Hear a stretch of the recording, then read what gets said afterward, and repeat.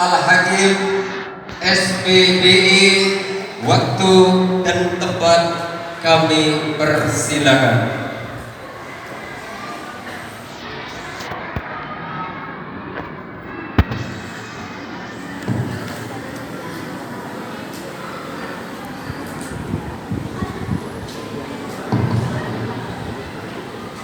Assalamualaikum warahmatullahi wabarakatuh. Waalaikumsalam warahmatullahi wabarakatuh. Alhamdulillahi rabbil alamin, alladzi ja'ala nabiyana Muhammadan imam al-muttaqin, uswatan wa rahmatan lil alamin.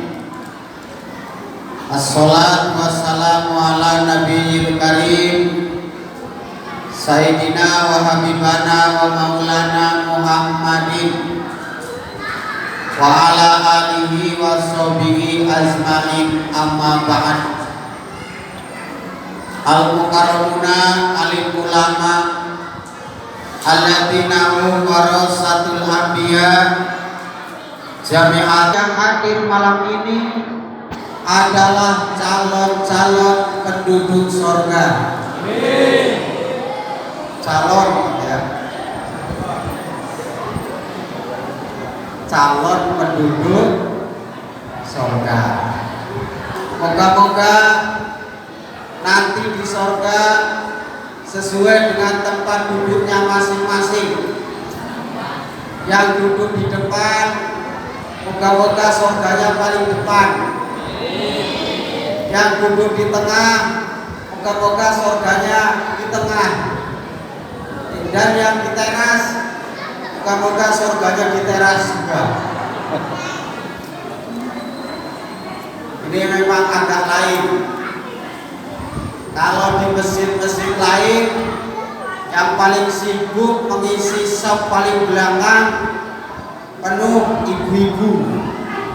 Kalau di sini anak-anak, ibu-ibunya pada di luar, cuma beberapa orang saja. Ini menunjukkan orang sini antusias terhadap BLT daripada pengajian. Masalahnya kalau pembagian BLT berjubel paling depan, tapi kalau pembagian ilmu malah pada ke belakang. Kita tidak boleh putus asa para ustaz, karena itulah kata kiai saya, seandainya pahala dinampakkan, orang tidur pun bisa loncat saking kepengennya pahala. Seandainya dosa dinampakkan, orang yang terjaga langsung pingsan. Sayang pahala dan dosa tidak dinampakkan oleh Allah. Alasannya ini adalah ujian bagi kita semua. Untuk itu yang kedua, saya hanya bisa mendoakan pada acara maulid ini, semoga yang hadir malam ini nanti di akhirat bisa berdekatan dengan Rasulullah. Tidak cukup amin, tolong perhatikan. Tidak semua orang nanti bisa berdekatan dengan Rasulullah. Lalu pertanyaannya, siapa yang bisa dekat dengan beliau? Jawabannya, ahabukum ilayya wa aqrabakum minni majlisan yaumal qiyamah aksarukum sholatan.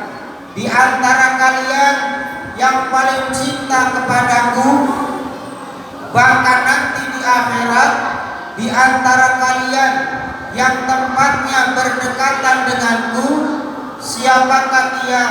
Aksarukum sholatan, di antara kalian yang paling banyak membaca sholawat. Membaca apa Pak? Ibu membaca apa Bu? Sudah. Kapan? Ah, mana ada orang yang main hadro aja tadi. Iya. Iya, yang di luar malah nggak ikutan, malah ngobrol berdua. Jilbabmu udah lunas belum lagi? Maka yang belum baca sholawat malam ini, kita baca sholawat terlebih dahulu. Moga-moga dengan lantunan sholawat mahabbah kita kepada Rasulullah meningkat, sehingga kita menjadi orang-orang yang taat dan kelak di akhir hayat mendapatkan wafat yang husnul khotimah. Ya Allah ya Rabbal alamin. Ayo kita baca sholawat. Dipukul, makan aja kalian. Pukul. Nanti sholawatnya pakai hadroh, ya. Ikutan ya Bu. Sewaktu kecil ditimang nanti. Saya kan udah bilang sholawatnya aja mas. Sholatullah kalian main. Enggak sabaran orang ini. Sewaktu kecil ditimang ala remaja disayang-sayang, dewasa tua taat sembahyang, menghadap Allah jiwanya tenang, dewasa tua taat sembahyang, menghadap Allah jiwanya tenang. Sama-sama. Sholatullah salamullah ala Rasulillah. Sholatullah salamullah ala Yasin Habibillah. Sholatullah salamullah ala Yasin Habibillah.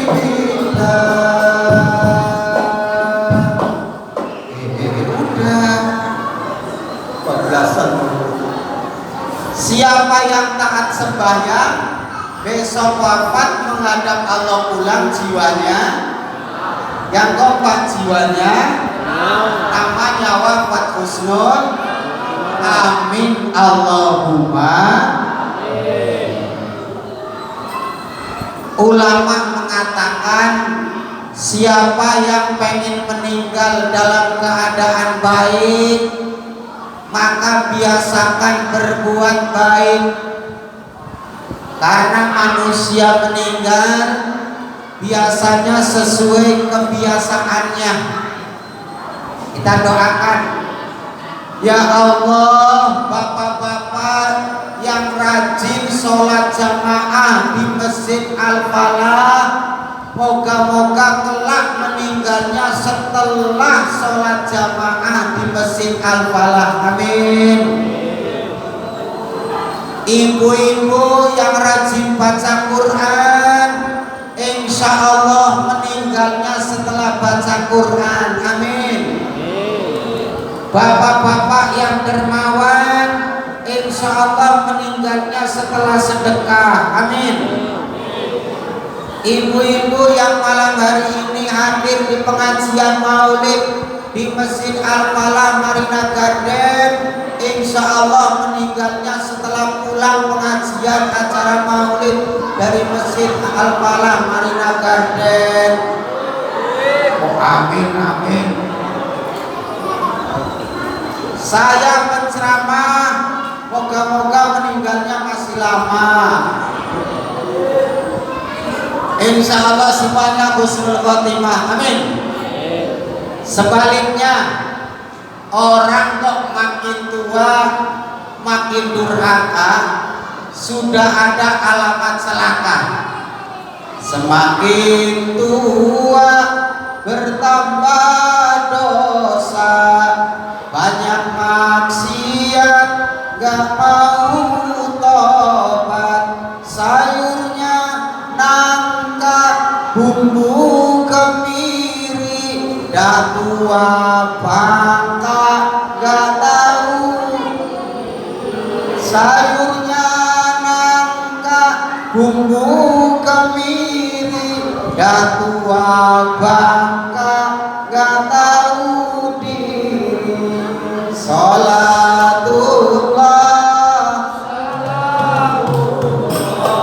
ala toha rasulillah. Salatullah salamullah ala yasin habibillah. Salatullah ala yasin habibillah. Allah malah gak jelas tadi. Sallallahu ala Nabi Muhammad. Kita doakan yang main hadro semuanya masuk surga. Sama hadro-hadronya sekali. Ramai nanti di surga. Ibu-ibu kedengaran suara saya, Bu? Jelas nggak? Masalahnya tadi saya sambil duduk, saya nengok kalender, rupanya ini malam yang ke-24 selama saya maulid. Tiap malam makanya suara saya nggak bisa terlalu kencang. Masih ada acara selanjutnya sampai tanggal 18 Oktober, sekitar 15-16an tempat lagi. Yang penting malam ini acara maulid itu sekali lagi tujuannya yang pertama mengenalkan siapa Rasulullah itu. Yang kedua mengenalkan apa ajarannya. Itu sajalah, dua saja. Yang pertama kita harus kenal Rasulullah, karena mau tidak mau siapapun yang pengen selamat dunia akhirat harus mengikutinya. Lalu dimulai dari mana? Yang pertama, berasal dari manakah Nabi Muhammad SAW? Kalau ada pertanyaan, dari mana asalnya Nabi Muhammad SAW? Bangsa apa dia? Maka jawabannya ada dalam Al-Quran. A'udzu billahi minasyaitonir rajim.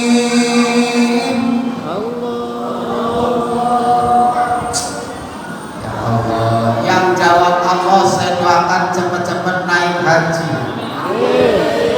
Tadi diem aja. Yang bengong saja saya doakan pulang sakit gigi. Ya makanya dijawab. Bismillahirrahmanirrahim. Laqad ja'akum rasulun min anfusikum azizun 'alaihi ma 'anittum harisun 'alaikum bil mu'minina raufur rahim. Laqad ja'akum, sungguh benar-benar telah datang kepada kalian Rasulun, seorang Rasul. Dari mana? Min anfusikum, dari bangsa kalian. Anak-anak tengok sini. Kalian bangsa mana? Ini gak punya bangsa.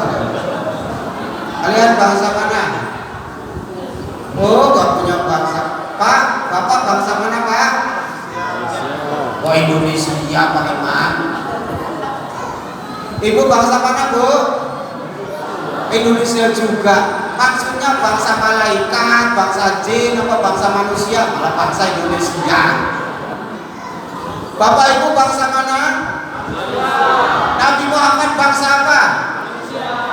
Pertanyaannya, kenapa yang dijadikan Nabi itu manusia?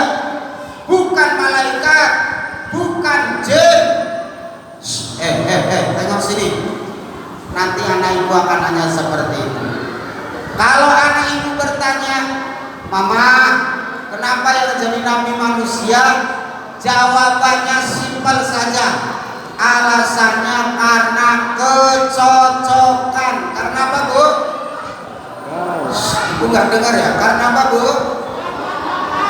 Anak-anak jawab karena apa? Kalian ikutan. Karena apa? Cocokan. Masya Allah.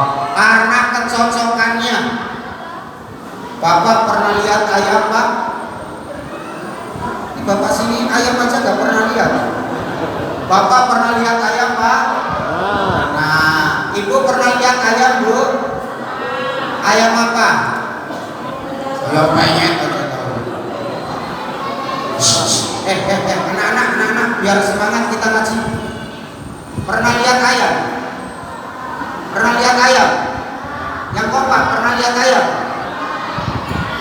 Kalau ayam disuruh nyontok kambing, yang nyuruh gak punya otak-otak. Ini anaknya siapa bilang otak-otak? Pikiran.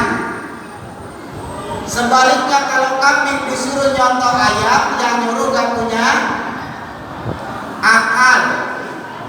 Kenapa?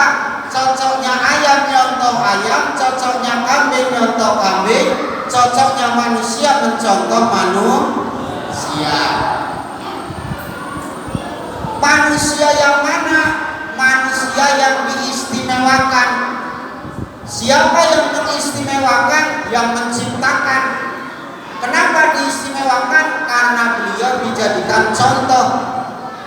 Apa maksudnya ini? Disinilah kita harus punya akhlak, punya adab, punya sopan santun, tahu diri, tahu posisi, siapa Nabi, siapa kita. Jangan menyamakan Nabi dengan kita, walaupun kita sama-sama manusia. Kan tidak sedikit orang yang suka menyamakan dirinya dengan Nabi, manggilnya saja seperti manggil temannya. Muhammad berkata, Muhammad berkata, Muhammad berkata. Ditanya Muhammad yang mana? RT kami juga namanya Muhammad. Kasihlah pangkatnya. Nabi kita Muhammad, Sayyidina Muhammad. Ada etika, ada sopan santun. Kenapa bisa terjadi demikian? Karena dia tidak mengenal siapa dirinya dan siapa nabinya. Akibat tidak mengenal nabinya itulah maka menganggap dirinya sama kedudukannya dengan nabi. Na'udzubillahi min dzalik. Akhirnya tidak ada mahabbah, tidak ada kecintaan, apalagi penghormatan. Mohon maaf saya agak tegas ini karena banyak anak-anak. Kalau menyebut nabi kita, sebut pangkatnya Nabi kita Muhammad Sallallahu Alaihi Wasallam, Sayyidina Muhammad Sallallahu Alaihi Wasallam. Berarti ada kekhususan Pak? Ada di dalam Rasulullah khusus sifat-sifat yang tidak dimiliki oleh manusia. Di antaranya Imam Nawawi, Syekh Nawawi Al-Bantani yang lahir di daerah Tanara, Banten. Beliau menjadi mufti di Mekah, wafat di Mekah. Ulama hebat. Saking hebatnya beliau mensyarahi kitabnya Imam Ghazali, Bidayatul Hidayah, disyarahi oleh beliau sehingga terciptalah hasil karya namanya kitab Maraqil Ubudiyah. Dalam kitab Maraqil Ubudiyah, Syekh Nawawi mencantumkan beberapa keistimewaan Rasulullah. Ada beberapa 6 bait syair yang di dalamnya menerangkan istimewanya Rasulullah. Lam yaktalib qatuto hamud laqo abada wa matasya abas lam mada zamani. Sama-sama ya Rabbi bil Mustafa balik maqasidana maghfir lana ma mata ya wasi'al karami. Yang pertama, apa istimewanya Nabi? Lam yahtalil qatuto hamutlaqo abada. Nabi Muhammad sepanjang zaman selama hidupnya tidak pernah ihtilam. Apa ihtilam Pak? Ibu tahu ihtilam gak? Tanda-tanda anak yang mau balik. Kalau laki-laki secara usia, kata ulama fuqaha ahli fikih, 15 tahun. Setidaknya 15 tahun anak yang mau balik itu pernah bermimpi yang sering ibu sebut sama bapak mimpi kok mimpi basah, Pak? Sejak kapan ada orang mimpi basah? Mungkin karena keadaan, kalau mimpi kayak gitu paginya celananya basah, makanya disebut mimpi basah. Padahal masalah celana basah bukan karena mimpi juga bisa. Di Jakarta malam kebanjiran, pagi-pagi celananya pada basah. Di sini disebutnya mimpi basah. Ihtilam itu artinya Nabi Muhammad tidak pernah mimpi berhubungan badan selama hidupnya. Coba bapak-bapak, apalagi yang tua-tua ini, udah berapa kali mimpi kayak gituan, Pak? Oh, sering. Tengok lututnya aja udah kayak obeng. Rasulullah tidak pernah. Wa matasya abas lambi mada zamani. Apa istimewanya Nabi? Selama hidupnya Nabi Muhammad tidak pernah muak. Apa muak, Pak? Ngantuk. Kalau dia mau ngantuk itu mulutnya ngantuk kuat-kuat. Bahasa Inggrisnya angop. Nabi Muhammad tidak pernah angop, tidak pernah muak. Luar biasa.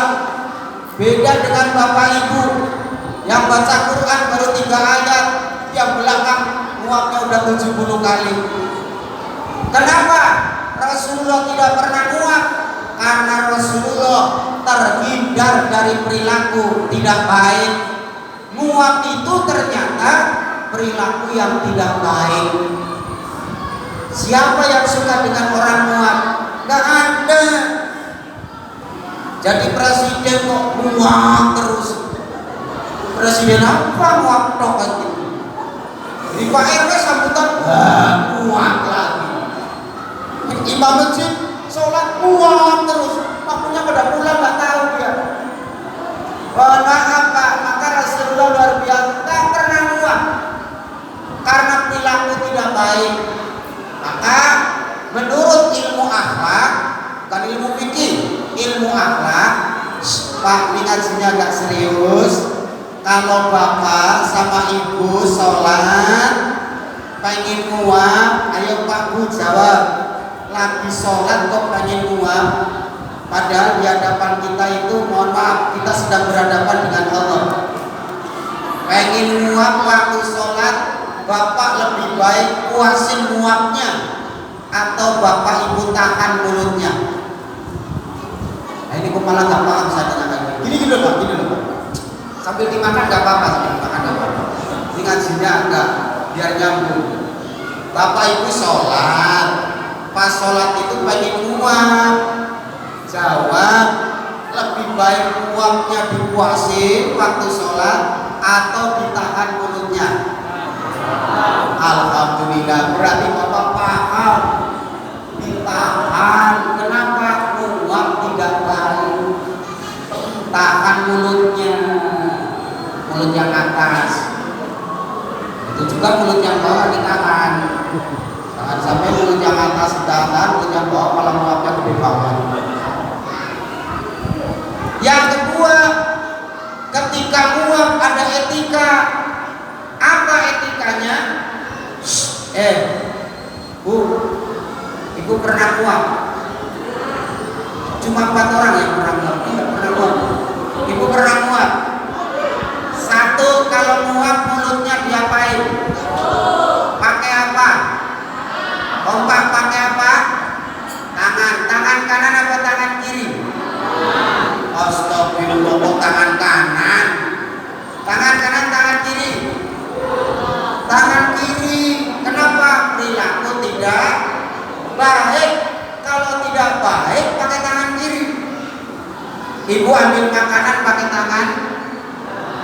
Ini gak ada makanannya ya? Bapak ambil makanan pakai tangan. Tanda tangan pakai tangan. Salaman pakai tangan. Terima amplop pakai tangan. Nah itu Sementara kalau di toilet bersih-bersih knalpot pakai tangan, nah itu berarti kalau muak ditutup pakai tangan kiri, pakai tangan kanan. Tangan kiri dibalik. Dibalik ini artinya menolak isyarat. Menolak apa? Menolak setan. Karena ternyata setan masuk ke tubuh manusia bukan hanya melalui aliran darah, tapi termasuk setan masuk ke tubuh manusia melalui mulut. Ketika anak Adam manusia muak tidak ditutup. Paham Bapak Ibu? Ibu sudah paham Bu? Jadi kalau muak itu biar setannya nggak ikut masuk. Nah, yang selanjutnya biqalbihi kama miruyatin sabatat wala yara isruqalu min hubi alani. Sama-sama ya Rabbi bil Mustafa balik maqasidana warfir lana ma ya wasi'an karami. Amin Allahumma. Mungkin ada yang nanya, kok diajak baca ya Rabbi bil Mustafa? Saya hanya sayang sama Bapak Ibu. Moga-moga yang ikut baca doa ya Rabbi bil Mustafa segala hajatnya Allah kabulkan, amin. Dan yang membaca ya Rabbi bil Mustafa moga-moga ditakdirkan oleh Allah sukses semuanya bisa naik haji.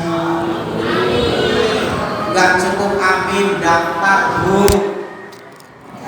Ini Pak, biqalbihi ka'ama miluyatin sabatat. Apa istimewanya Rasulullah? Apa yang ada di depan sama persis apa yang ada di belakang beliau. Maksudnya Rasulullah tahu apapun yang ada di belakangnya. Kalau ibu naik motor pengen tahu belakang, caranya nengok spion. Tapi Rasulullah apa yang terjadi di belakang tanpa spion, tanpa perantara, beliau mengetahuinya. Luar biasa. Bahkan walayaro ismubaru min hubi alani. Rasulullah ketika pipis kencing, air kencing Rasulullah begitu pipis, air kencingnya lenyap di permukaan bumi, hilang tak berbekas lagi. Masya Allah. Sama dengan bapak sama ibu kencing, air kencingnya juga lama-lama hilang, cuman baunya yang awet ya. Bapak punya rambut gak Pak? Cuma 2 orang yang punya rambut, botak semua. Bapak punya rambut Pak? Ibu punya rambut Bu? Nabi Muhammad juga punya rambut. Istimewanya rambut Rasulullah, satu, tidak mempan dibakar api. Jadi kalau kemarin Garden ada orang nenteng-nenteng rambut, dia ceramah, inilah rambut Rasul, ini rambut Nabi. Bapak bawa korek Pak, ayo kita buktikan, bakar saja. Kalau dibakar kok hangus, berarti rambut istrinya yang dibakar. Gak sembarangan. Ada kemarin beredar rambut Nabi, gak sembarangan. Apalagi hebatnya rambut Rasulullah. Khalid bin Walid radhiyallahu anhu, sahabat Nabi, panglima perang. Kalau maju ke medan perang, menang, perang lagi, menang, perang lagi, menang. Musuh gentar, sahabat heran, kenapa Sayyid Khalid bin Walid ini kalau maju perang mesti menang? Ternyata kuncinya satu, di balik peci Khalid bin Walid itu tersimpan rambut Rasulullah Sallallahu Alaihi Wasallam. Menang. Coba kalau bapak maju perang, di pecinya ditaruh rambut istri, Saya yakin Bapak maju terus bablas nggak pulang-pulang. Ini kemarin saya jumpa dengan Al-Habib Hasan Al-Habsyi dari Solo. Beliau menyatakan Pak Lasudin itu rambut apa saja yang dipakai sama Rasulullah jadi istimewa. Sapu tangan, ibu tahu sapu tangan? Untuk ngelap keringatnya Rasulullah, satu keringat Rasulullah itu wanginya luar biasa. Anak kecil lewat diusap kepalanya, terkena keringat yang mulia, itu kepalanya maaf wanginya gak hilang-hilang. Sapu tangan kena keringat Rasulullah sama seperti rambut beliau, sapu tangannya tidak mempan dibakar api. Luar biasa. Coba kalau sapu tangan Bapak gak usah dibakar aja meledak. Artinya apa? Jangan menyamakan keadaan kita dengan Rasulullah. Siapa yang berdekatan yang kedua dengan Rasulullah? Jawabannya adalah mereka yang lembut hatinya. Maka malam ini acara maulid kita sama-sama melembutkan hati kita. Caranya layinu qalbaka bil amil miskina wa masiroksil yatama. Kata Rasulullah, lembutkan hati kalian. Yang pertama dengan rajin-rajin memberi makan orang-orang miskin. Memberi makan siapa Bapak Ibu? Orang miskin. Maka beruntung yang malam hari ini bawa kue, bawa makanan.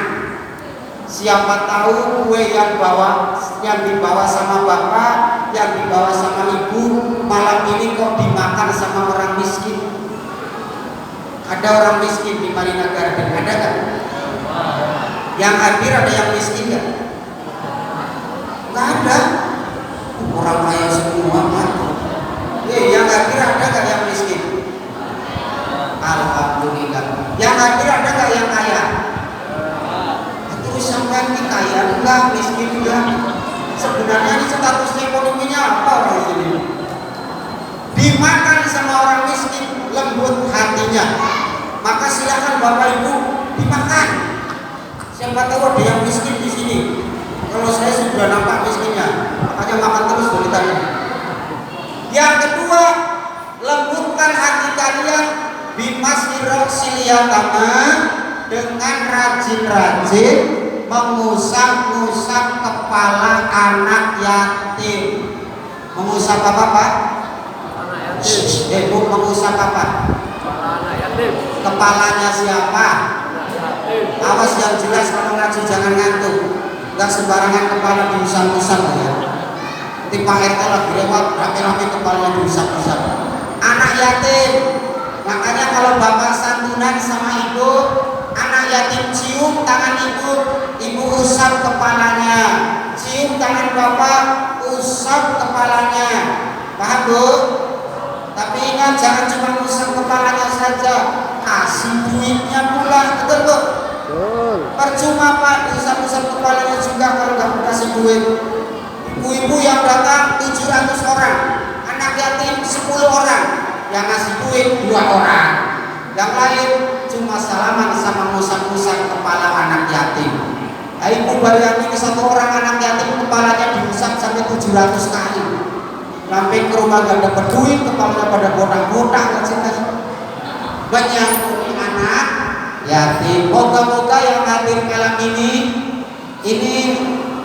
nanti ada santunan. Ada santunan. Saya mengucapkan luar biasa masjid ini Pak.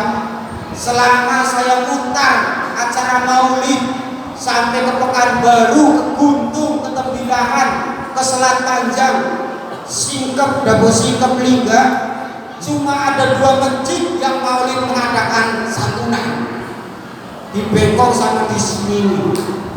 Moga-moga yang santunan Allah angkat derajatnya, Allah luaskan rezekinya, Allah sehatkan lahir batinnya, Allah panjangkan usianya, Allah jadikan rumah tangganya sakinah mawaddah warahmah, anak cucunya dijadikan anak cucu yang soleh-solehah. Amin ya Allah ya Rabbal alamin. Mungkin hanya itu Bapak Ibu yang bisa saya sampaikan pada kesempatan malam hari ini. Walaupun saya menyampaikan sekedarnya, semoga ada manfaatnya. Terima kasih kepada Bapak Ibu yang telah mengikuti protokol COVID-19. Ini yang pakai masker, orang-orang baik, karena ibu adalah taat kepada Allah sama Rasulullah dan taat kepada ulil amri. Di antara ulil amri adalah pemerintah. Makanya bapak-bapak, ibu-ibu pada pakai masker, walaupun maskernya di leher. Ya kan nggak boleh selamanya mulut sama hidung dibuka terus, Pak. Kata medis, katanya udara yang dihirup namanya apa? Oksigen. Ini nggak pernah ngirup udara Bapak ya? Apa Pak? Oksigen bersih, yang dikeluarkan oksigen kotor. Kalau ditutup terus berarti yang dikeluarkan kotor dihirup lagi, kotor dihirup lagi. Makanya ibu-ibu kadang pakai masker, kadang enggak, sesuai keadaan. Betul Bu? Menjelang pilkada saya mengharap jaga persatuan dan kesatuan. Jangan sampai beda pilihan kita musuhan. Betul apa betul? Benar apa benar? Beda boleh, musuhan jangan. Yang kompak beda boleh, musuhan yang kompak, yang kompak beda boleh, musuhan beda gak teguran jangan. Berarti ibu-ibu ada di diam saja. Mohon maaf, sayangi tetangga, betul? Bu, dapur ibu kebakaran, yang nolong pertama calon gubernur atau tetangga? Pak, dapur bapak kebakaran, yang nolong pertama calon gubernur atau tetangga? Bapak ini gak punya tetangga ya? Tetangga, maka sayangnya tetangga. Allahul muwaffiq ila aqwamit thoriq. Assalamualaikum warahmatullahi wabarakatuh.